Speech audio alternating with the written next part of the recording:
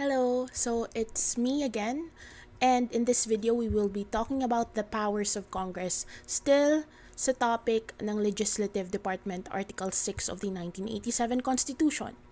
So what is constituent power? Constituent power is the power to formulate a constitution or to propose amendments or revision of the constitution and to ratify such proposal. So napag-usapan na natin yung constituent power sa earlier videos dito sa Polyrev playlist, so i-check nyo na lang. Yung legislative power naman is the power to pass, repeal, or amend ordinary laws or statutes. What we mean by this, ito yung mga Republic Act natin, yung mga regular laws na hindi Constitution. Again, yung Constitution, it's different. It's the fundamental law of the land to which lahat ng laws dapat nagko-comply or hindi contradictory sa Constitution. Congress can only exercise a constituent power by express constitutional mandate. So napag-usapan na rin natin yung CONCOM, CONAS, initiative, referendum. So check nyo na lang ulit yung general principles ng political law. So legislative powers of Congress, we have general plenary power, specific power of appropriation, taxation, and expropriation. Legislative investigations or inquiries in aid of legislation, and question hour. So yun yung 5 legislative powers of Congress. The non-legislative powers of Congress are to canvass presidential elections. Second, to declare the existence of a state of war. Pero note na yung president may also declare the existence of a state of war, and pag-uusapan natin yan sa Executive Department Article 7. Next is the delegation of emergency powers, also relating to the powers of the president. Fourth is to call special election for president and vice president in case of vacancy, of course. Fifth is to give concurrence to treaties and amnesties, and the treaties and amnesties is also a power of the president. So, explain natin yan later. And then sixth is to propose constitutional amendments. Again, the people can also propose constitutional amendments. Propose. Seventh, confirm certain appointments through the Commission on Appointments, which we already discussed in the previous video. Then next is decide on the disability of the president in cases where majority of the cabinet, quote-unquote, dispute his assertion that he is able to discharge his duties. Next is to revoke or extend proclamation of suspension of privilege of writ of habeas corpus or declaration of martial law, which is the power of the president. And next is the power with regard to utilization of natural resources, and lastly, the power to impeach. So, sinasabing non-legislative powers to kasi hindi to lawmaking powers. Okay, limitations on the powers of Congress. We have substantive limitations, and we also have procedural limitations. Okay, tama. So, substantive limitations. Merong express at merong implied. So, sa express, substantive limitations nakasaad sa Bill of Rights. No law shall be passed abridging the freedom of speech, of expression, of the press, or the right of the people to peaceably assemble and petition the government for redress of grievances. So ito yung mga limitations, ibig sabihin, pwedeng mag-exercise si Congress ng plenary legislative power niya, gumawa ng laws, 'di ba? Na-discuss na rin natin na very broad yung power niya to create laws. Kasi pwedeng kahit anong subject, pero may limitations. So, merong substantive limitations and procedural limitations. So, yung dinidiscuss natin ngayon is substantive limitations. Merong express, merong implied. Express limitations, ibig sabihin, nakasulat talaga na nililimit yung power ng Congress. So, sabi dito, sa Bill of Rights, pwede kang gumawa ng batas, yes, pero bawal yung mga batas na nag-a-abridge ng freedom of speech, of expression, of the press, or the right of the people to peaceably assemble and petition the government for redress of grievances. Second, no law shall be made respecting an establishment of religion or prohibiting the free exercise thereof. So, discuss na natin sa Declaration of Principles and State Policies na merong separation of church and state. dahil may separation of church and state, bawal mag-establish yung government ng religion na yun yung state religion natin. Kasi, di ba, na-discuss na rin natin yan. Hindi pwede. Wala tayong fini-favor na religion dito. Kasi merong free exercise of religion. Bahala yung mga tao kung may religion sila or wala. Kung Satanism man yan, or Christianity, or Islam, whatever, yung government dapat neutral. Secular kasi yung government. So, bawal gumawa ng batas na nag-e-establish ng religion na nagfo-force sa mga tao na dapat yan yung religion or yung state religion or nagfe-favor sa isang religion and na nagbabawal sa mga tao na mag-exercise ng religion nila. So, dapat i-respect kung ano yung gusto nilang religion, kung meron man or wala. Next, no law impairing the obligation of contracts shall be passed. No ex post facto law or bill of attainder shall be enacted. So, alam na natin yung ex post facto law at bill of attainder na pag-usapan na natin yan exhaustively last time. So, dapat yung laws, dapat merong due process and dapat hindi pinipinalize yung mga previous nang nagawa na magiging unfavorable sa tao. So, on appropriations. Pag appropriations, pera-pera, budget-budget, ganyan. So, prohibition against use of public money or property for religious purpose kasi again, merong separation of church and state. So, bawal bigyan ng favor na bibigyan mo ng budget yung isang religion tapos yung iba, wala. So, bawal. Kasi public money yan, dapat para yan sa lahat regardless may religion sila or wala or nagbe-belong sila sa isang religion or hindi. So, yun, even if public property yan, bawal ipagamit as church sa isang particular religion kasi that would be seen as, the government favoring a certain religion, so bawal. Naalala ko lang, meron kaming exam sa law school na yung problem is, parang binagyo, tapos dun sa bagyo, nasira yung mga simbahan. Merong mga simbahan doon na na-declare na parang historic site or something. So, ganon. And then, meron naman mga church na wala. So, yung question is, papaayos ng gobyerno? Like, ano ba yan? Violation ba yan ng separation of church and state? Pwede bang gumastos ng public funds para ipaayos yung churches? Yung sagot is, yung sa mga church na historic site siya, na declare siya sa historic site, na ipaayos, okay lang.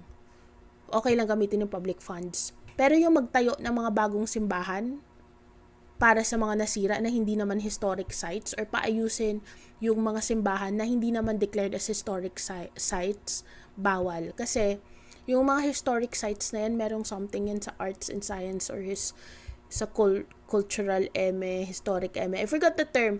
Basta yung point is, if purely for religion lang siya, hindi pwede kasi that would be seen as favoring one religion over the other, which, violates the separation of church and state. No specific funds shall be appropriated or paid for use or benefit of any religion, sect, etc., except for priests, etc., assigned to the AFP, penal institutions, and the like. Kasi, may mga chaplain yan, sometimes sa mga military base. So, yan, pwedeng sahuran, 'di ba? Para i-cater yung mga tao doon na nagpa-practice ng certain religion or something like that. Pero other than that, bawal. All appropriation revenue or tariff bills authorizing increase of the public debt, bills of local application, and private bills shall originate exclusively in the House of Representatives, but the Senate may propose or concur with amendments. Next, Congress may not increase the appropriations recommended by the priest for the operation of the government as specified in the budget. Next, provision or enactment shall be embraced in the General Appropriations Bill unless it relates specifically to some particular appropriation therein. Any such provision or enactment shall be limited in its operation to the appropriation to which it relates. The procedure in approving appropriations for the Congress shall strictly follow the procedure for approving appropriations for other departments and agencies. A special appropriations bill shall specify the purpose for which it is intended and shall be supported by funds actually available as certified by the National Treasurer or to be raised by a corresponding revenue proposed therein. No law shall be passed authorizing any transfer of appropriations. However, the President, Senate President, Speaker of the House of Representatives, and Chief Justice of the Supreme Courts, and the heads of constitutional commissions may, by law, authorize to augment any item in the general appropriations for their respective offices from savings and other items of their respective appropriations. Okay, ganito lang yung ibig sabihin nun. 'Di ba merong budget? So, pinapropose ng President tapos gagawa ng batas ng Congress tapos i-approve, just like how a bill becomes a law. 'Di ba? Kasi it's an appropriation bill. So, yung heads ng mga major departments, ano ba yung tatlong pinaka-primary department ng government natin? Legislative, Judiciary, Executive. Yung tatlong yan. Tapos, meron namang mga independent bodies na very important, yung constitutional commissions, COMELEC, Civil Service, Commission on Audit. So, yung mga heads na yan, President, head ng Executive Department, Chief Justice, head ng Supreme Court, ng Judicial Department, Legislative, Senate President para sa Upper House, and Speaker of the House para sa House of Representatives kasi nga bicameral, diba? So, pwede nila na, for example, nakalaan yung budget sa office nila, for example, merong 3 billion, kunwari, para sa office nila for that year. Tapos, kunwari, 1 billion para sa Project A. Another billion sa Project B. Yung nagastos nila sa Project A is, kunwari, 1 million lang. 'Di ba? So, anong gagawin mo sa 900M? So, pwedeng gamitin ng head, for example, sa executive. May 1 billion Project A, 1 billion Project B, 1 billion Project C, 3 billion lahat. So, yung Project A niya, akala niya 1 billion, pero for some reason, nakatipid sila. So, merong excess na 900M. Pwede niya ngayong i-appropriate. Basta gamit pa rin sa department niya. Hindi lalabas doon.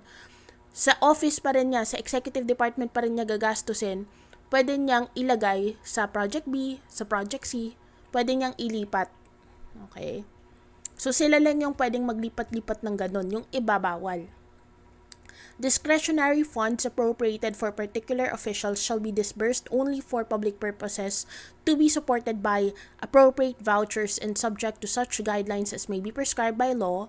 If by the end of any fiscal year the Congress shall have failed to pass a general appropriations bill for the ensuing fiscal year, the general appropriations law for the preceding fiscal year, yung fiscal year before that, shall be deemed reenacted and shall remain in force and effect until the general appropriations bill is passed by the Congress. Bakit? Kasi lifeblood ng government yan eh. Yung budget, yung pera. Paano mag-ooperate ngayon yung gobyerno kung walang pera? So, kung wala mang maipasang budget or nagkakagulo sila tungkol sa budget, yung pang-previous year, yun yung magiging in place. The general appropriation law must be based on the budget prepared by the President. So, on taxation naman, ano yung limitations? No law granting any tax exemption shall be passed without the concurrence of a majority of all the members of Congress, and all the money collected in any tax levied for a special purpose shall be treated as a special fund and paid out for such purpose only. And all revenues and assets of non-stock, non-profit, educational institutions used actually, directly, exclusively for educational purposes shall be exempt from taxes and duties. So, lagi to yung ito. Pag-uusapan natin yan sa Consti2 and sa tax. Pero yung key dyan is, kapag ka non-stock, non-profit yung educational institution, pati yung income tax niya, yung revenue niya, and assets, kahit yung income is not from an educational activity, for example, iba, 'di ba? Iba yung nature niya. Pero dahil yung income na yan, na ginawa ng non-stock, non-profit educational institution, ginamit niya for educational purposes. Exempt pa rin from taxes and duties. Yung usual na problem dyan is, for example, yung isang school, nagbenta ng something na hindi related sa education, or nagkaroon ng parang fundraising, mga ganyan. Pero, kunwari, nagpa-concert sila, di ba? Hindi educational. Kahit hindi pa nila ginamit yung mga estudyante nila, iba talaga, ang layo talaga sa usual na, business of, like, learning and educating. Pero yung income na yon, yung question is, yung, kunwari, nagpa-concert nga, yung ticket sales ba, taxable? Yung yung sales dun sa tickets, ginamit nila for an educational purpose. Like, pinayos nila yung library nila, for example. Exempt from taxes and duties. As long as, it is used actually directly and exclusively for educational purposes. Now, on constitutional jurisdiction of the Supreme Court, no law shall be passed increasing the appellate jurisdiction of the Supreme Court as provided in the Constitution, specifically Article 8, without its advice and concurrence, and the Congress may not deprive the Supreme Court of its minimum jurisdiction over cases enumerated in Section 5 of Article 8 of the Constitution. So we will discuss Article 8 next time. After ng Executive Department, Judicial Department naman yung pag-uusapan natin. Other limitations. No law granting title of royalty or nobility shall be passed. Wala tayong ganyan dito. Unlike sa ibang bansa, for example sa UK na meron silang law na parang nagde-declare na lord ka na or something. So dito walang ganyan. No law shall be passed exempting any entity of the government or its subsidiaries in any guise whatever or any investment of public funds from the jurisdiction of the Commission on Audit. So, ano naman yung mga implied limitations? So, on appropriations, the appropriation must be devoted to a public purpose. Next, the sum authorized to be released must be determinate or at least determinable. Next, prohibition against irrepealable laws. Wait lang. Irrepealable laws. Mali tayo ng notes dito. Meaning lahat ng laws dapat pwedeng ma-repeal. Bawal yung mga clauses dyan na this law cannot be repealed forever. Diba? Kasi nag-iiba. Yung consti lang yung rigid na pwede nga maiba yung consti eh. Diba? May mechanism nga, mahirap lang. How much more yung laws? Yung sa laws naman, since nag-iiba yung will ng people, so yung representatives, the people in Congress, they can adjust accordingly and repeal some laws that they find is outdated na, hindi na applicable, mga ganyan. Non-delegation of powers, of course. So, jurisprudence. Congress cannot provide for the holdover of the elective officers if the same would go beyond their terms, as fixed in the Constitution. So, kunwari, senator, 6-year term. Wala nang susobra dyan kahit may holdover capacity. Hindi pwede. Pag 6 years yung term, 6 years lang. Congressmen, 3 years lang. It cannot create a new term and effectively appoint the occupant of the position for the new term. It cannot grant legislative franchises for the operation of public utilities which shall be exclusive in character and which shall not be subject to amendment, alteration, or repeal when common good so requires, and laws shall have no retroactive effect unless the contrary is provided. Again, hindi bawal yung retroactive application ng laws. Diba? Napag-usapan rin natin yun sa crime rev, as long as favorable to the accused, blah, blah, blah, blah, blah, blah. Merong mga kondisyones and at requisites. Pero, as a general rule, walang retroactive effect. Procedural limitations. A bill shall embrace only one subject. To one stated in the title of the bill for the following purposes. That is to prevent hodgepodge or log-rolling legislation or any act containing several subjects with unrelated matters representing diverse interests. The main object of such combination being to unite the members of the legislature who favor any one of the subjects in support of the whole act. So, isang topic lang, isang subject lang per bill. That is also another reason is to prevent surprise or fraud upon legislature and to fairly apprise the people. Dapat alam agad ng people kasi sila yung susunod niyan. Pag ganyan yung law, okay, Comprehensive Dangerous Drugs Act, drugs lang yung topic niyan. Alam na ng tao na pag kailangan nila ng something sa drugs, or may malaman sila about sa drugs, yan yung batas na pupuntahan nila. Anti-violence against women and children. Huwag mo nang singitan ng terrorism dyan, or ng, huwag mo nang singitan ng mga kung ano-anong hindi related. Kasi, yun ang magulo, and ang weird, parang, diba? So the title doesn't need to be an index of the contents of the bill. It is enough for the title to be comprehensive enough to include subjects related to the general purpose that the statute seeks to achieve. So, napag-usapan natin sa previous videos. 3 readings on separate days. Printed copies of the bill in its final form distributed to members 3 days before its passage, except when the President certifies to its immediate enactment to meet a public calamity or emergency. Upon its last reading, no amendment allowed and the vote thereon taken immediately, and the yeas and nays entered into the journal. And appropriation, revenue, and tariff bills authorizing increase of public debt, bills of local application, and private bills shall originate exclusively in the House of Representatives. So sa previous video, pinag-usapan na rin natin yung lawmaking process na, isa-isa. So balikan nyo na lang, na-discuss na rin natin to. So, ano ba yung bill authorizing increase of public debt? It is a bill which creates public indebtedness, such as bills for the issuance of bonds and other forms of obligations. Bill of local application is a bill involving purely local or municipal concerns like a charter of a city. Private bill is one that affects private persons, such as a bill granting citizenship to a specific foreigner. In cases of bills that must originate exclusively from the House of Representatives, the Constitution does not prohibit the Senate to prepare for a bill in anticipation of the bill coming from the House of Representatives, as long as it does not act on it until it actually receives the bill from the House of Representatives. Okay, Appropriation Bill.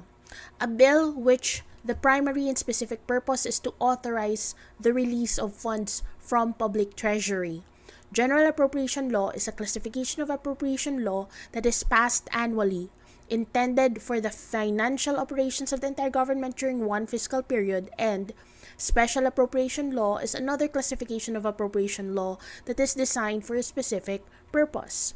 Power of appropriation, the spending power, called the power of the purse, which the Congress also has, belongs to the Congress, subject only to the veto power of the President. It carries with it the power to specify the project or activity to be funded under the appropriation law.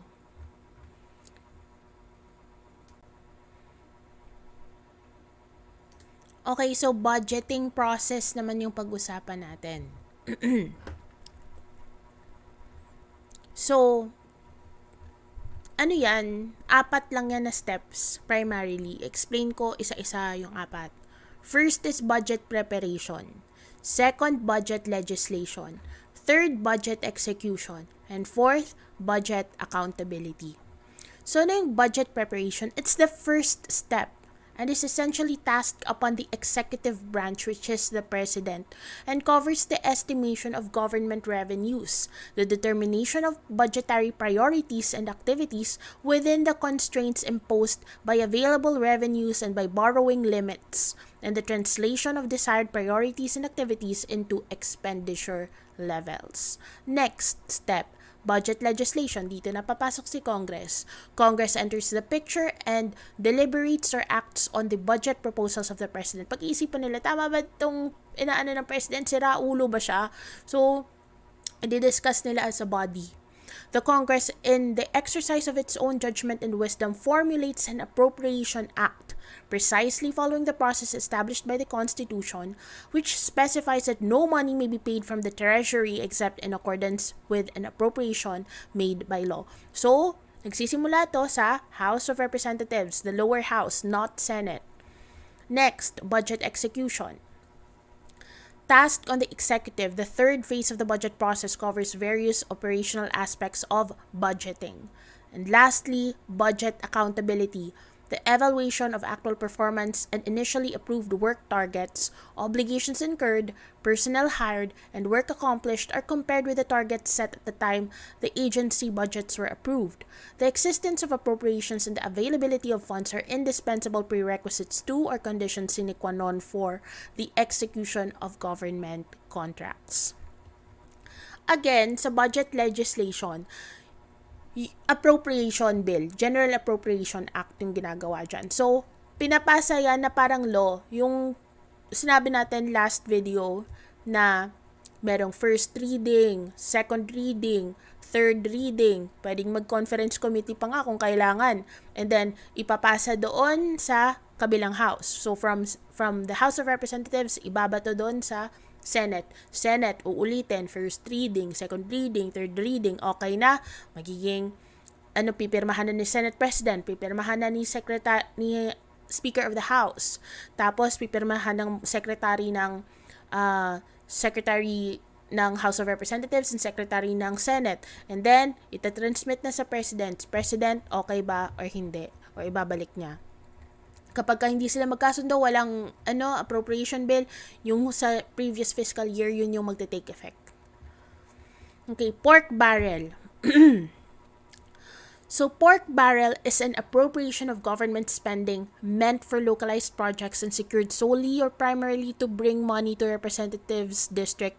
Dati pa to, ngayon unconstitutional na, wala na to. So, dati, yung pork barrel system is a collective body of rules and practices in whatever name or form that govern the manner by which lump sum discretionary funds, yung tatandaan nyo pag pork barrel, lump sum discretionary funds, primarily intended for local projects, pero di naman nangyayari. Well, yung iba siguro nagamit nila sa tama yung pork barrel nila, pero huwag nating lahatin. Are utilized through the respective participations of the legislative and executive branches of the government, including its members. Bakit? Kasi nga dapat lahat, 'di ba? Bakit unconstitutional siya? Basic lang, ang daming kaso niyan. Meron kay Belgica, meron kay So, madami yan. Ayoko nang yung kaso kasi ang haba ng kaso na yun. Pero ito yung point. Okay, ito yung point. 'Di ba? Sabi nga, yung appropriation dapat alam kung saan mapupunta. Ano ba yung project mo? Magkano ba yung budget niyan? Eto pera. Ganon. Hindi pwede yung eto pera, bahala ka na, gumawa ka ng project mo, sana gamitin mo sa ikabubuti ng sambayanang Pilipino. Ganon yung sa pork barrel. Bibigyan sila ng budget, eto pork barrel, pera mo. Sige, gawa-gawa ka dyan ng project. 'Di ba? So, ano yung nangyayari? Binubulsa. Kasi, wala mo ng project, hindi tama yung process. Dapat may project ka munang i-propose, eto yung gagawin natin kasi kailangan to ng tao, ito yung kailangan kong pera. 'Di ba? So, two kinds of lump sum discretionary funds under the pork barrel system. First, there's congressional pork barrel, which is herein defined as a kind of lump sum discretionary fund wherein legislators, either individually or collectively organized into committees, are able to effectively control certain aspects of the fund's utilization through various post-enactment measures and or practices. And second, there is presidential pork barrel, which is herein defined as a kind of lump sum discretionary fund, which allows the president to determine the manner of its utilization. Ito yung problema. Kasi napupunta sa single lawmaker or sa president yung discretion kung paano niya gagastusin yung pera. So, 'di ba, nasiskip yung parang deliberation na parang as a body. Ito, ganyan. Check and balance dapat yan Parang yung process andyan para maiwasan natin yung corruption. So, congressional pork barrel is unconstitutional because first, it violates the separation of powers. Kasi from the moment the law becomes effective, any provision of law that empowers Congress or any of its members to play any role in the implementation or enforcement of the law violates the principle of separation of powers and is thus unconstitutional. Since the restriction only pertains to any role in the implementation or enforcement of the law, Congress may still exercise its oversight function as a means of checks and balance. Post-enactment measures which govern the areas of project identification, fund release, and fund realignment are not related to functions of congressional oversight. Sobra-sobra na yan. But allow legislators, individually, to intervene and assume duties that properly belong to the sphere of budget execution, which they do as a body, hindi as an individual. Legislators have been authorized to participate in various operational aspects of budgeting, including the evaluation of work and financial plans for individual activities, and the regulation and release of funds in violation of the separation of powers principle. Non-delegability of legislative power, isa din yan. So, the 2013 PDAF article, insofar as it confers post-enactment identification authority to individual legislators, again, yung senator, yung congressman, is just part of the body. Hindi sila yung nagde-decide. Rather, representatives lang sila ng tao, and as a body sila nag-decide sa mga bagay-bagay. Kaya nga nila pinagbobotohan. Kaya nga may first reading, second reading, third reading yan. So, the power to appropriate must be exercised only through legislation. Diba? Dapat through law. Paano ginagawa yung law? Hindi yan sa discretion ng isang lawmaker. No money shall be paid out of the treasury except in pursuance of an appropriation made by law. Very clear yan sa Section 29 of Article 6 of the 1987 Constitution. Checks and balances, ito rin yung reason bakit unconstitutional yung pork barrel system.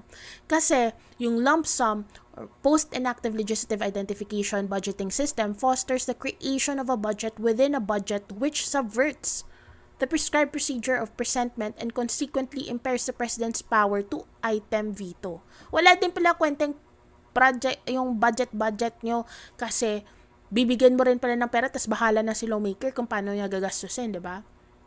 Accountability. The mechanism here is normally done through the power of congressional oversight. The fact that individual legislators are given post-enactment roles in the implementation of the budget makes it difficult for them to become disinterested observers when scrutinizing, investigating, or monitoring implementation of the appropriation law. Kasi, yung implementation dapat sa president yan, tapos merong congressional oversight sa legislative. Oh, tama ba? Diba? Paano yan? Paano niya i-check yung sarili niya? Siya nga yung nag-i-implement din. Siya rin yung nag-isip kung para saan yung pera. Local autonomy. Authorizing individual legislators to intervene in purely local matters through the use of their pork barrel funds for local government projects subverts genuine local autonomy. So, ano yung pork barrel? Complete bullshit. So now let's talk about the limitations and the power to appropriate. So, constitutional limitation on special appropriation measures. First, it must specify the public purpose for which the sum is to be intended, and it must be supported by funds actually available as certified by the National Treasurer, or to be raised by a corresponding revenue proposal included therein. The reason for this is to discontinue the practice of fictitious appropriations that were frequently enacted by Congress even if it knew that no funds were available. Kasi, what's the use of having this budget, having this appropriation na wala naman palang pera to appropriate, diba? Constitutional limitation on general appropriations law. All appropriation, revenue, or tariff bills authorizing the increase of the public debt, bills of local application, and private bills shall originate exclusively in the House of Representatives. Paulit-ulit na tayo dyan. The general appropriation law must be based on the budget prepared by the President. Congress may not increase the appropriations recommended by the President for the operation of the government as specified in the budget. No provision or enactment shall be embraced in the General Appropriations Bill unless it relates specifically to some particular appropriation therein. Form, content, and manner of preparation of budget shall be prescribed by law.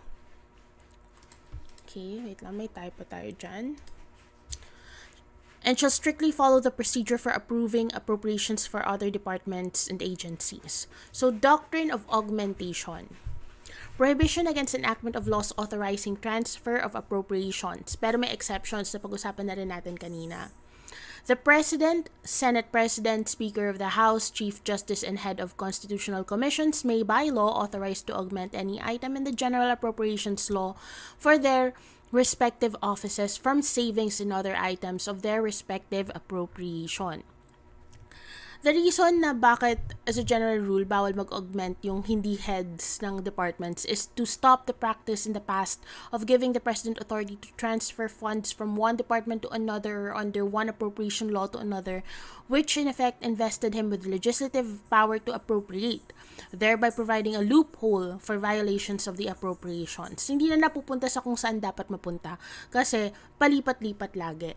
Pero pwedeng ilipat ng mga mentioned na heads of departments sa kanilang mga specific departments, yung savings lang. Kasi, yun nga, sa example, para magamit pa rin yung pera. Power of augmentation could well be extended to the cabinet secretaries as alter egos under the doctrine of qualified political agency. So, ano yung requisites for a valid transfer of funds? First, dapat may law pa din. There is a law authorizing the President, Senate President, Speaker of the House, Chief Justice, and the heads of the constitutional commissions to transfer funds within their respective offices. The funds to be transferred are savings, dapat savings, generated from the appropriations for the respective offices, and the purpose of the transfer is to augment an existing item in the General Appropriations Law for their respective offices. Discretionary funds appropriated for particular officials shall be disbursed only for public purposes, and automatic reappropriation if by the end of fiscal year the Congress shall have failed to pass the General Appropriations Bill for the ensuing fiscal year. The General Appropriations Law for the preceding fiscal year shall be deemed re-enacted and shall remain in force and effect until the General Appropriations Bill is passed by Congress. And appropriations for sectarian purposes, prohibition against expenditure of public money or property for religious purposes. Implied limitations in the power to appropriate. The appropriation must be devoted for public purpose and the sum authorized to be released must be determinate or at least determinable. So pag-usapan naman natin yung DAP, 'di ba? Kasi pinag-usapan natin yung pork barrel kanina eh. Disbursement Acceleration Program, a program that was designed by the DBM to ramp up spending after sluggish disbursements had caused the growth of the GDP to slow down. The funds under DAP were taken from unreleased appropriations, unprogrammed funds, carry-over appropriations unreleased from the previous year, and budgets for slow-moving items or projects that had been realigned to support the faster disbursing projects. And this DAP was also, like the pork barrel, declared unconstitutional in Araulo versus Aquino due to the following acts and practices under the DAP. First, the withdrawal of unobligated allotments from the implementing agencies and the declaration of the withdrawn unobligated allotments and unreleased appropriations as savings prior to the end of the fiscal year and without complying with the statutory definition of savings contained in the General Appropriations Act. Prohibited cross-border augmentation, the cross-border transfer of the savings of the executive to augment the appropriations to other offices outside the executive. So, kasi diba dapat yung augmentation na allowed sa president within lang sa office niya. The funding of programs, activities, and projects that are not covered in any appropriation. So, diba sa example natin kanina, meron siyang project A, B, C, tapos may sobra pa sa A na hindi nagastos lahat, nilagay niya sa B, okay lang yan. Pero dito yung nangyayari, hindi para sa, kunwari dineclare niya project ABC. Wala doon, meron siyang project K. Saan galing yon? Tapos doon niya ililipat. So, it's not covered in the GAA, and since augmentation, yung valid augmentation can only be made from one existing item na to another existing item in the budget. Bawal yung hindi mo dineclare sa budget, hindi kasama sa budget, tapos bigla mong lalagyan ng pera. The use of unprogrammed funds in the absence of legally required certification by the National Treasurer that the whole revenue collections exceeded the total revenue targets. Appropriations that provided standby authority to incur additional agency obligations for priority of programs, activities, and projects when revenue collections exceeded targets and when additional foreign funds are generated. So, discretionary funds. Funds appropriated by Congress for certain activities of the government to be disbursed at the discretion of certain officials. Said funds must be disbursed only for public purposes, supported by appropriate vouchers, and subject to the guidelines as may be prescribed by law. So yung mga discretionary funds, meron talaga yan, okay lang sana yan. Basta, nasa budget. Hindi pwedeng, wala. Another power of Congress is, ito na yung last, the power of impeachment. The House of Representatives shall have the exclusive power to initiate all cases of impeachment. Yung Senate naman has a sole power to try and decide the cases of impeachment. So, sa House of Representatives mag-i-initiate ng impeachment case, tapos si Senate yung mag-a-act as court to try and decide these cases of impeachment. Impeachment and co-warranto may proceed independently of each other as these remedies are different, distinct. Sa impeachment kasi iba yan eh. Co-warranto naman, bakit? Like, yung meaning ng co-warranto is, parang whose authority, i-check natin. Co-warranto.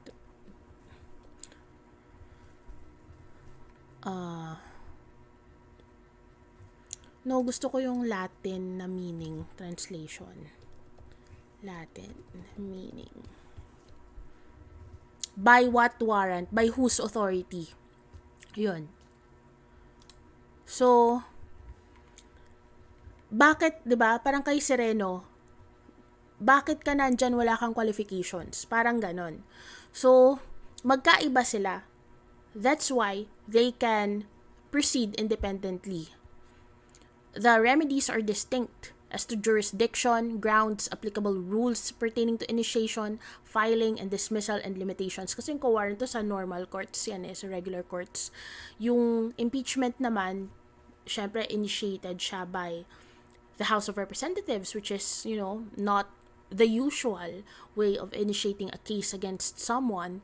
And yung Senate, na wala namang judicial power, acts as the court that tries and decide cases of impeachment. So, who are the impeachable officers? Konti lang to sila, kaya kailangan i-memorize. President, Vice President, members of the Supreme Court, members of the Constitutional Commissions, and Ombudsman. Bakit hindi kasama yung members ng Congress? Sila nga yung magtatry eh. So, grounds for impeachment: violations of the Constitution, treason, bribery, graft and corruption, other high crimes, or betrayal of public trust. So, yung nangyayari sa impeachment is hindi naman sila nakukulong natatanggal lang sila sa office, removal sa office. Kaya hindi mo masasabing parang bakit yung Senate, 'di ba? Dapat yung court. Sa court kasi, guilty or not guilty, conviction, makukulong ka niyan 'Di ba, sa mga ganyang crimes. Dito, meron kasing immunity yung mga officials na to. Di sila nakukulong. However, pwede silang ma-impeach. Once ma-impeach na sila, tatanggalin sila sa pwesto. Once na natanggal na sila sa pwesto, then meron ng option to file a criminal case against him or her, as the case may be. So, impeachment process, ito yung simplified procedure of impeachment. First, filing of complaint, which starts the proceedings for impeachment and is filed by a member of the House of Representatives or by any citizen upon a resolution or endorsement by any member of the House of Representatives. Kailangan pa rin idaan sa House of Representatives. Then the complaint is referred to the proper committee. The committee conducts deliberation on the filed complaint. Lahat nito nangyayari sa lower house. The committee decides whether the complaint is sufficient in form and in substance. Then the committee, hearing nila, by a majority vote of all its members, shall submit the report to the House within 60 session days from the referral of the complaint, together with the corresponding resolution. Ngayong resolution ngayon shall be calendared for consideration by the House within 10 session days from receipt thereof. Then a vote of at least 2/3 of the member of the House of Representatives shall be necessary either to affirm a favorable resolution with the articles of impeachment of the committee or override its contrary resolution. The vote of each member shall be recorded. Then complaint is sent to the Senate, who will try it. So Senate, will try and decide cases of impeachment. If filed by at least 1/3 of all the members of the House, the same shall constitute the articles of impeachment. And trial and conviction. The Senate tries impeachment and convicts if they find the impeachable yung person na tinatry i-impeach. If they find him or her guilty, convicts by a vote of 2/3 of all the members of the Senate. So that's it for this topic. Yung last topic natin sa Legislative Department would be the legislative investigation or anong tawag doon? Inquiry. Legislative inquiry, tama ba?